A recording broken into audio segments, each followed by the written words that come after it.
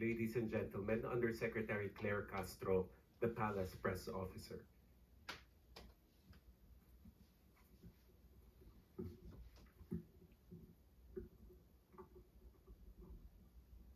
Magandang tanghali, magandang Malacanang Press Corps. Welcome sa ating press briefing ngayong araw. Simulan natin sa magandang balita na dala ng administrasyon ni Pangulong Ferdinand R. Marcos Jr. sa bagong Pilipinas. Pwede nang mahanap sa Google Maps ang West Philippine Sea.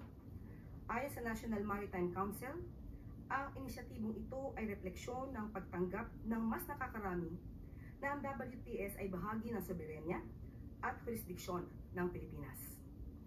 Naaayon din ito sa 1982 United Nations Convention of the Law or on the Law of the Sea at ng 2016 South China Sea Arbitral Award na nagpinaktibay ng Republic Act 12064 o ang Philippine Maritime Zones Act. Dagdag pa ng NMC ang paggamit ng West Philippine Sea sa isang global platform na kagaya ng Google Maps ay makakatulong na mas lumawak ang kaalaman sa buong mundo sa maritime entitlement ng ating bansa.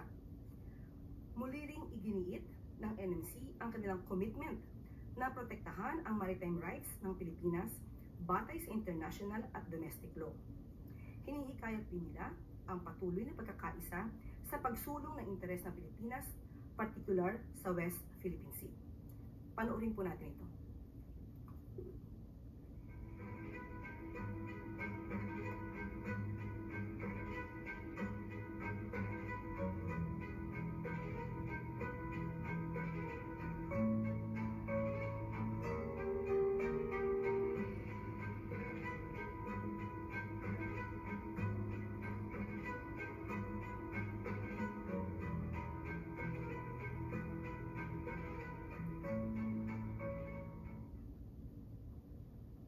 At good news mula sa DICT. Sa pangunguna ng Department of Information and Communications Technology, muling nagpulong ang Commission on Elections Advisory Council o CAC nitong nakaraang linggo. Layo ng pagpupulong na tiyaking ligtas at malinis ang ating halalan sa gitna ng lumalalang banta online. Kasama sa mga hakbang ang pakikipag-ugnayan sa mga tech giants tulad ng TikTok, Google at Meta, na ngayon ay nagpatupad ng pagbabawal sa mga bayad na political ads sa kanilang platforms. Ang CAC na binubuo ng iba't ibang sektor ay regular na nagpupulong para talakayin ang mga isyong may kinalaman sa halalan. Pinag-usapan din ang digital at automated election systems at mga rekomendasyon para sa COMELEC. Bilang tech partner ng halalan, katuwang ng DICT ang COMELEC sa pagpapatatag ng digital infrastructure. Ilan sa mga proyekto ng ahensya ang configuration hubs para sa maayos na proseso, online tools gaya ng Precinct Results Finder at Registration Status Verifier at Election Results website para sa real-time na resulta. Kasama rin dito ang cybersecurity initiatives tulad ng vulnerability testing, security protocols at paggamit ng Philippine National Public Key Infrastructure o PNPKI digital certificates para sa mga guro na magsisilbing electoral board members. Sa digital bayanihan, sisiguraduhin ng DICT na ligtas ang halalan at ang boto ng bawat Pilipino ay mananatiling sagrado.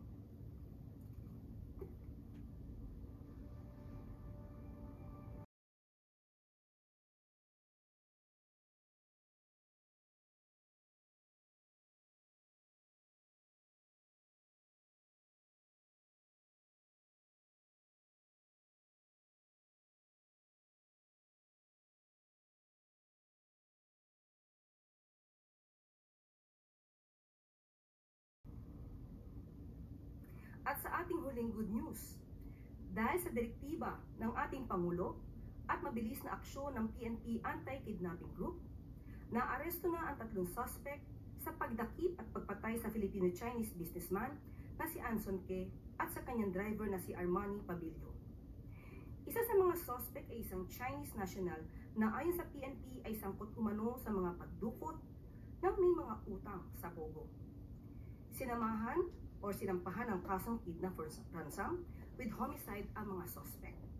Patuloy Patuloy naman ang investigasyon sa posibleng koneksyon ng krimen sa mga sindikatong sangkot sa iligal na operasyon ng Pogo.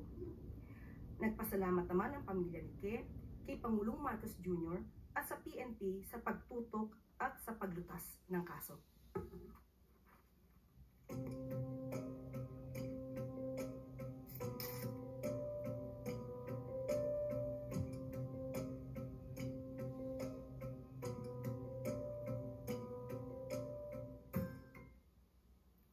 At yan po ang good news natin sa araw na ito.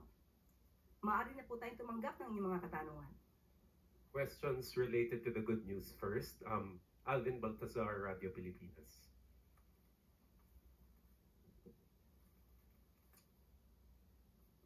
Good afternoon po. In correction doon sa third good news natin, following the arrest of the three three suspects in the kidnapping slay case, the Philippine National Police has formed a joint anti-fake news action committee to reinforce its commitment to truth in information. Does the Palace agree with the move of the Philippine National Police that there are efforts of misinformation and disinformation that threaten public trust, peace, and national stability? Yes, opo. Napakaganda po niyang gagawin. Dahil kanina lamang po ay nagkaroon po tayo ng pag-meeting kasama po ang CDICT Secretary Aguda, kasama po ang Pangulo, at pinag-uusapan po kung paano talaga po mapapahinto itong fake news.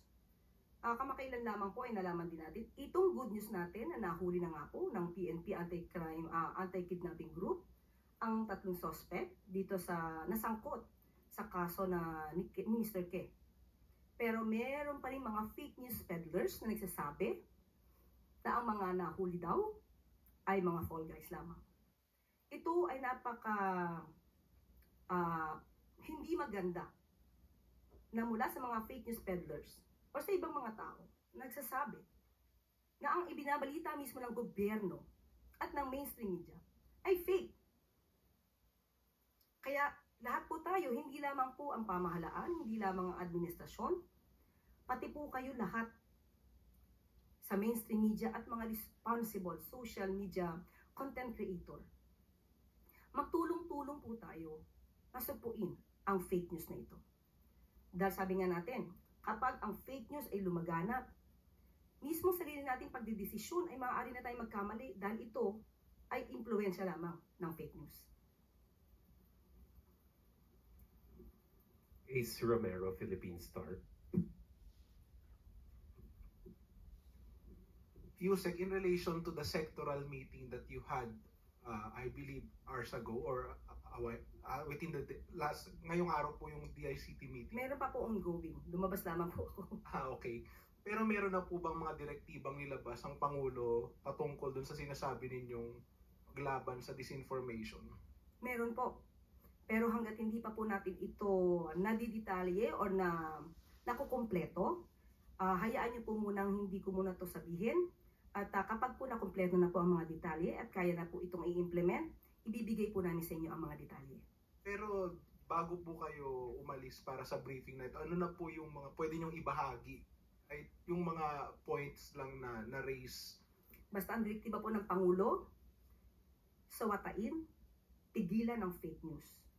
Marami na po, hindi lamang po ang Pilipinas ang nagsasabi, kahit po yung ibang mga firms mula sa ibang bansa, nagsasabi na po na dumadami po talaga ang fake news dito sa Pilipinas. So hindi na po ito biro. Dapat po talaga itong bigyan ng pansin. Clay Pardilla, People's Television.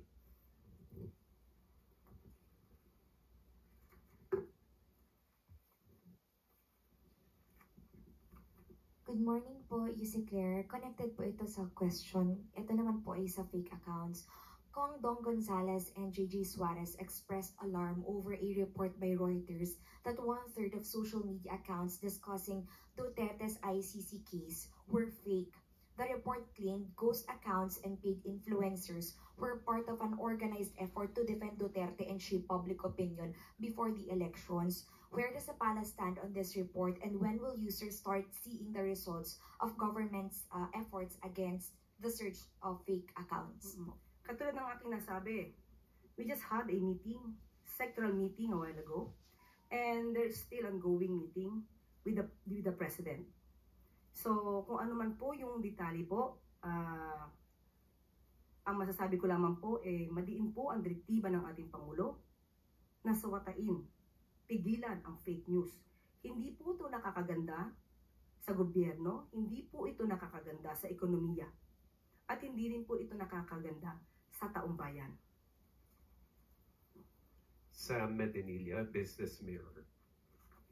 Good morning, ma'am. In relation, ma'am, regarding dun sa sectoral meeting with the President at saka the ICT this morning, bukod po sa fake news, may other matters pa po ba na pag-usapan? Like internet connection enhancement or cybersecurity during po dun sa sectoral meeting? Thank you po. Meron po. Ang pinag-uusapan din po natin ay magkaroon ng magandang connectivity. Isa po ito sa proyekto ng ating Pangulo. Pero kung ano man po yung ibibigay natin na magandang serbisyo para sa taong bayan, hindi ko po muna ibibigay yung pinakadetalye. Siguro by June ay mararamdaman na po ito ng taong bayan. Pero hindi ko muna po sasabihin yung mga detalye. Thank you po, ma'am. Christian Yosores, Radio 630. Hi, Yusek. President Marcos has been vocal sa kanyang position sa claims ng gobyerno at ng Pilipinas sa West Philippine Sea. Ano po yung naging reaction niya doon sa balita nga po na lumabas sa Google Maps yung West Philippine Sea? Definitely po, masaya po ito. Nakakatuwa po ito. Parang kung di po tayo nagkakamali ay last week pa po ito na balita. Kaya po alam namin kung gaano po yung kasiyahan, hindi lamang ito para sa atin, no? Para ito sa buong bansa. Masaya na makilala ang West Philippine Sea kahit na ang iba ay sinasabing gawa-gawa lamang daw ang West Philippine Sea.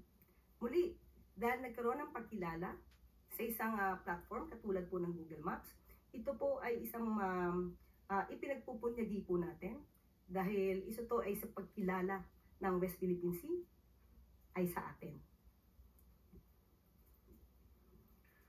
Moving on to other news, Maricel Halili, News 5. Magandang tanghali po, Yusek. Merong lumabas na Pulse Asia survey na nagpapakita na malaki po yung ibinaba ng approval at trust ratings ni President Marcos. How concerning is this for the President?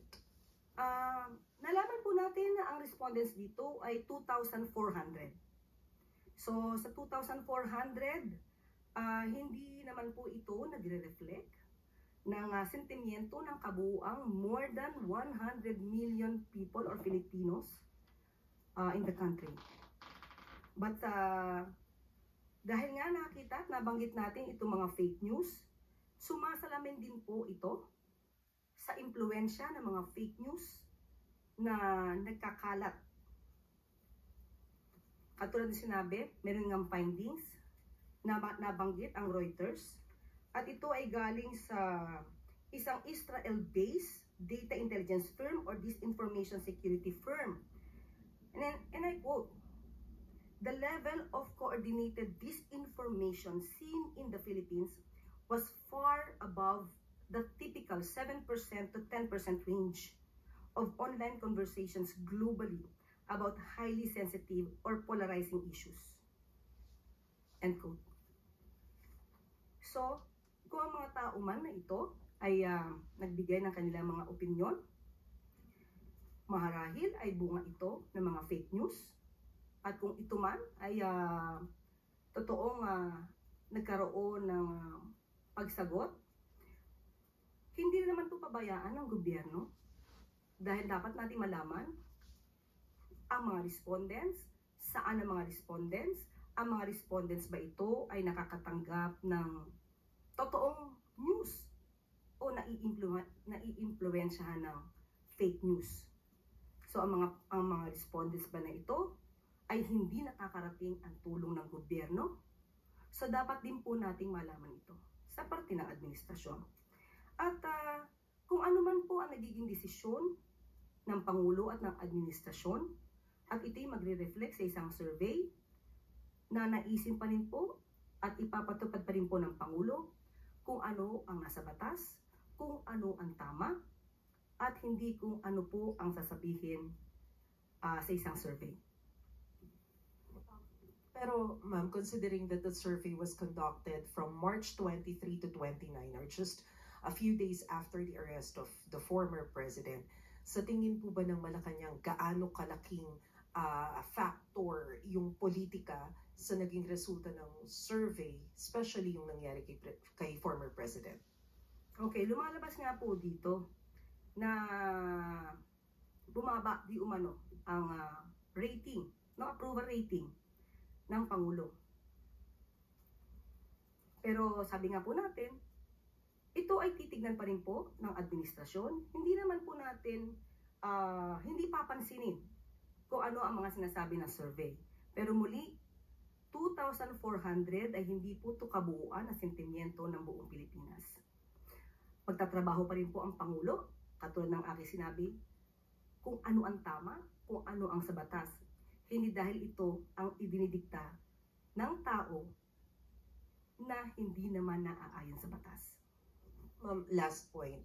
During the interview of Pulse Asia President Ronald Holmes over through FM, kanina lamang po ito, ang sabi niya, isa daw marahil sa dahilan ng pagtaas din ng disapproval rating ni PBBM ay yung pagtugon sa pangunahing problema like yung matataas na presyo ng bilihin, kakulangan sa kita o yung sahod at yung paglaban daw po sa katiwalian. Where do you think the problem lies?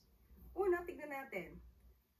Nabanggitan natin, nagpakita na po tayo dito, nakausap na rin po natin at natanong po ninyo ang mga heads po ng ibang mga departamento patungkol po dito. Halimbawa po yung walang gutom program. Kaya nga, ang tanong po natin dito, 2,400, nakakarating po kaya ang serbisyo ng gobyerno? Pangalawa po, sinasabi po natin, di ba, na walang trabaho. Yung tungkol sa sweldo. Binanggit na rin po natin ang direktiba ng Pangulo patungkol po sa pagtaas ng sweldo sa pamamagitan po ng regional tripartite. So, hindi po yan tinulugan ng Pangulo. Yan po ang direktiba para po tumaas ang sweldo ng ating mga kababayan. So, kung ano, saan man nanggagaling po itong opinion ni Holmes, Mr. Holmes, okay? Yan ay kanyang opinion. Siguro mas maganda rin po na malaman niya kung ano ba talaga yung katotohanan. Baka po kasi nasasapawan ng good news ng mga fake news. Maris Umali, GMA Integrated News. Good afternoon, ma'am. Ma'am, before I proceed to my question on kidnappings, may I just do a follow-up question on the question of Maricel? I understand that the 2,400 who were asked in the survey are not representative of the general sentiments of the millions or hundreds of millions of Filipinos. But are you alarmed or are you concerned by the fact that survey results somehow shape the decision-making of individuals, especially when it comes to elections, or since we already have an upcoming election? Yeah, that's the reason why we have this directive from the President that we should curtail fake news. Since day one that we had been appointed, we were tasked to do our job, to spread the truth and not fake news. Totoo po yan. Sinabi po natin before na ang fake news makakapag-diskaril ng isipan ng tao, ng taong bayan.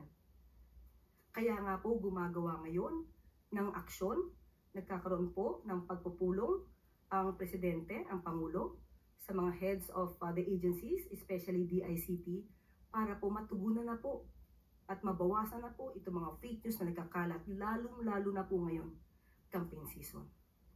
Alright, ma'am, with regards to my question, in light of the recent spate of kidnappings, what is the reaction of Malacanang in terms of calls for President Marcos to tap the military intelligence to go after kidnappers? Okay. Sa ngayon po, lumalabas naman At ayon ito sa sinabi rin ni Chief Marbil. Muli, babanggitin ko ang kanyang sinabi. These are isolated, calculated acts rooted in personal and financial vendettas. The situation is firmly under control. Our law enforcement strategies are effective. Criminal networks are being taken down. So, tignan na lang po natin kung ano po ang magiging action muli at magiging estratehiya po ng PNP kung kinakailangan pa po talaga nilang gamitin ang military intelligence. But as far as you're concerned, there is no need at this point to tap military intelligence. Opo, dahil hindi naman po, wala pong widespread na pinapakalat din ng iba na may widespread kidnapping spree in the country. Hindi po yan totoo. Malaki pong fake news siya. Thank you, ma'am. Ann Soberano, Bombo Radio. Good afternoon, Yusek. Reaction lang po from the palace. Last week kasi, matapos pong in-endorso ni Vice President Sara si Senator Amy Marcos, naglabas din po ng pahayag si dating presidential spokesperson Harry Roque at sinabing batay sa isang magazine ay may report daw talaga na gumagamit ng illegal na droga ang Pangulo. Kaya hinamon ni Roque ang senadora na patunayan na gumagamit nga talaga ng illegal drugs ang Pangulo dahil imposible po daw na walang alam dahil kapatid niya po ito. Thank you. Unang-una po, si Atty. Harry Roque ay lumalabas na ngayon bilang isang fake news peddler. Siya po ang sinasabing nagpakalat ng isang fake pulveron video at ngayong wala pa siyang napapatunayan at wala siyang ebidensya. Kahit na ngayong kanyang mga ebidensya sa Quadcom ay hindi pa rin niya napapatunayan, ngayon ay maghahanap pa siya ng tulong para makapagbigay ng ebidensya. Sila po ang nagsasabi ng ganitong mga klaseng akusasyon, hindi niya nakakailangan ng tulong kung meron po siyang ebidensya. May mensahe po ba kayo sa mga ginagawa ni dating presidential spokesperson Roque? Ano po yung mensahe niyo sa kanya? Go home. Thank you po. Eden Santos, Net 25.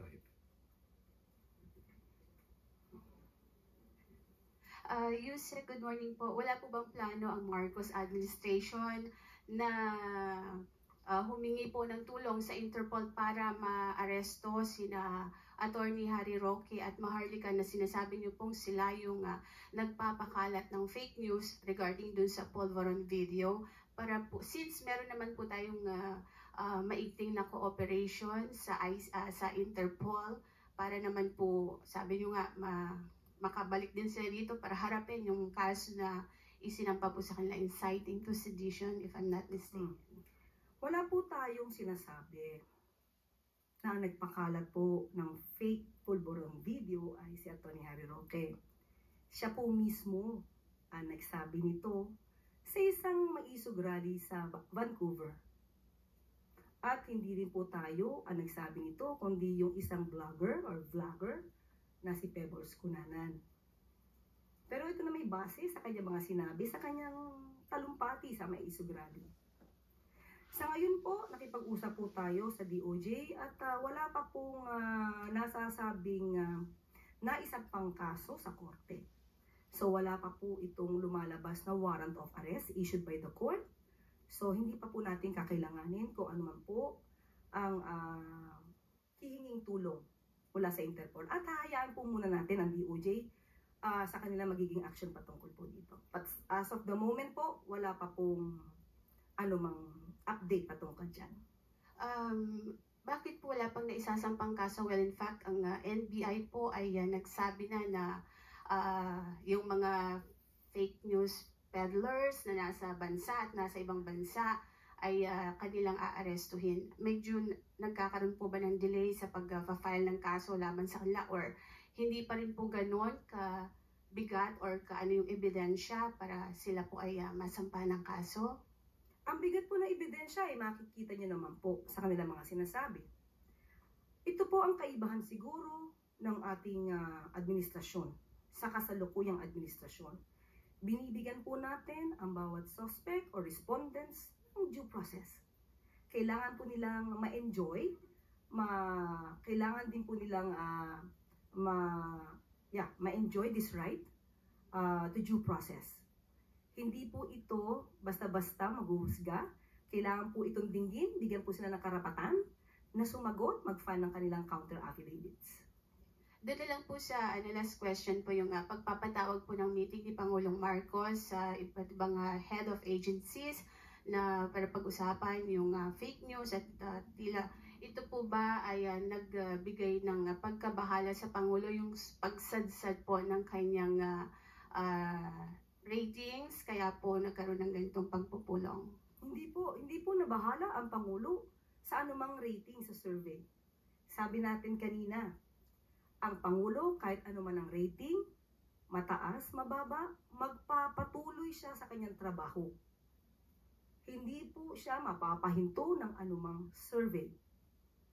Basta ang gagawin lamang po ng Pangulo ay gumawa ng naaayon sa batas at magtrabaho ng tama. Ang pagpapatawag po sa DICT ay para pag-usapan po ang paghinto ng fake news at yung tungkol po sa magiging good news po natin patungkol sa connectivity para sa mga kababayan po natin. Yan po yung dahilan ng meeting. Last two questions. Alvin Baltazar, Radio Pilipinas.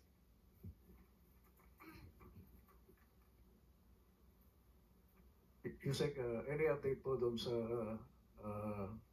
dapat sana ay meeting ni Secretary Frederick Go sa U.S. Trade Representative para ma-negotiate yung free trade agreement between the Philippines and the U.S. Yes. Nagkausap po kami kaninang umaga at sinabi po niya na ang kanilang plano na pagpunta po sa US ay first week of May. At sa kasalukuyan po ay nagkakaroon pa rin po ng meeting, economic team, para po ito malamang na ilalahad nila sa kanilang pagpupulong sa darating na Mayo. Are we hopeful, Yusek, na magiging maganda yung resulta ng gagawing pagbiyahe ni Secretary Go?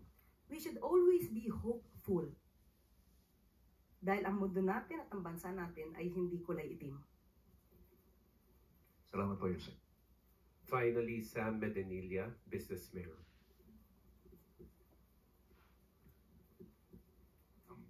Good morning, ma'am. Meron pong mga senatorial candidates na nagpo-propose na mabalik po yung kapangyarihan ng NFA sa pagbili ng bigas po. Meron na po bang proposal yung economic managers or economic team pagdating dun sa legislation para ma-implement yung proposal na? Actually po, matagal na po nagkaroon ng proposal ang administrasyon para mabigyan po ng sapat na kapangyarihan ng NFA. Gusto natin ipabatid na kapag po nabigyan natin ang karapatan ng NFA na makapagbenta ng diretsyo sa taong bayan at makontrol ang presyo ng bigas, hindi po tataas ng ganito ang presyo ng bigas. Dahil sa kasalukuyan po, because of the rice tarification law, na ang author ay si Senator Cynthia Villar, ay ang nag-i-import po dito ay mga private companies. Hindi po nahahayaan ang government na mag-import. Kung government sana to NFA, government to government, mas maganda po ang tsansang mabigyan po tayo ng mas murang presyo para po maibigay din natin sa taong bayan. Dahil dito sa rice tarification law, nawalan po ng kamay ang NFA at pati po ang pag-regulate ng presyo ng NFA ay hindi na po naipapasatupad. Ang nangyayari po ngayon ng NFA, makakapagbenta lamang po sa Kadiwa, sa FTI, sa LGU. So yun po ang hindi maganda sa provision na ito. Kaya po noon pa po hinihiling ng administrasyon na magbigay po ng power, magkaroon ng amendments ang RTL patungkol po sa karapatan at authority at power ng NFA. Pero ito ay hinadlangan po ni Senator Cynthia Villar. So kayo na po ang mag-research kung paano ba napapakinabangan ng mga importers. Alamin niyo na rin po kung sino ba ang malalakas mag-import ng bigas. Thank you, Yusek.